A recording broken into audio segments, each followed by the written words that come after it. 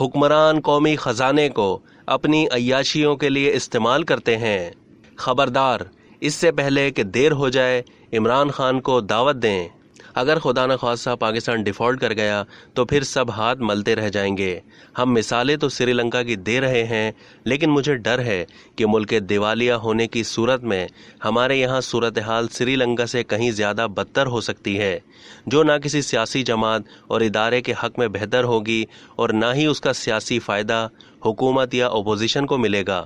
وزیر اعظم شہباز شریف نے grand dialogue کی بات تو کی ہے کہ معیشت پر ایک قومی میثاق کیا جائے، لیکن انہوں نے ابھی تک اس سلسلے میں کوئی ٹھوس قدم نہیں اٹھایا۔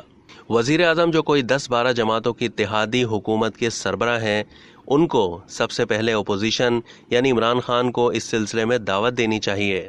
تحریک انصاف کو بھی اپنی سیاسی رنجشیں جنہیں دشمنیوں میں بدلا جا رہا ہے ایک طرف رکھ کر کچھ دیر کے لیے بھلا کر پاکستان کی خاطر، عوام کی خاطر حکومت کے ساتھ بیٹھنا چاہیے۔ معیشت کو سدھارنے، اسے سیاست سے پاک کرنے اور پاکستان کے ایک ایسے معاشی مستقبل کے تعین کے لیے ضروری ہے کہ سب اسٹیک ہولڈرز مل بیٹھیں، جس کا مقصد فوری طور پر معاشی مشکلات سے پاکستان کو نکالنا ہو تاکہ ہم ڈیفالٹ سے بچ جائیں۔ اپوزیشن میں سب IMF کو برا بھلا کہتے ہیں، لیکن حکومت میں سب اس کے پاس جانے کے جتن یہ کہتے ہوئے کرتے ہیں کہ اس کے علاوہ کوئی چارہ نہیں ہے۔ اب تک ہم کوئی 15-20 مرتبہ IMF کے پاس جا چکے ہیں اور معاشی مشکلات ہیں کہ بڑھتی ہی جا رہی ہیں۔ سب جانتے ہیں کہ غلطیاں ہماری اپنی ہیں۔ ٹیکس یہاں بہت کم لوگ دیتے ہیں، کرپشن اور نااہل طرز حکمرانی کا یہاں راج ہے، بجلی گیس یہاں سالانہ کھربوں روپے کی چوری ہوتی ہے، حکومتی ادارے سالانہ اربوں روپے کمانے کے بجائے کھربوں عوام کا ہی کھا جاتے ہیں۔ ہمارا حکمران طبقہ اور اشرافیہ قومی خزانے کو اپنی عیاشیوں کے لیے ہی استعمال کرتے ہیں۔ وعدہ سب کرتے ہیں کہ کرپشن کا خاتمہ کیا جائے گا، طرز حکمرانی کو بہتر بنایا جائے گا، سالانہ کھربوں کھانے والے قومی اداروں کو درست کیا جائے گا۔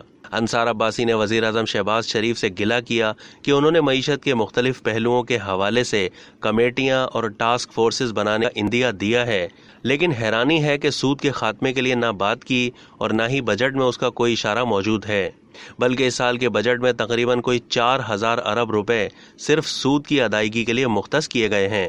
انصار عباسی کہتے ہیں کہ میری وزیر اعظم سے بھی اس سلسلے میں بات ہوئی اور میں نے ان سے درخواست کی ہے کہ وہ اسلامی تعلیمات، آئین پاکستان کے شق اور وفاقی شرعی عدالت کے حالیہ فیصلے کی روشنی میں پاکستان کی معیشت کو سود جیسی لعنت سے پاک کرنے کے لیے کوئی اعلیٰ سطحی کمیٹی بنائیں۔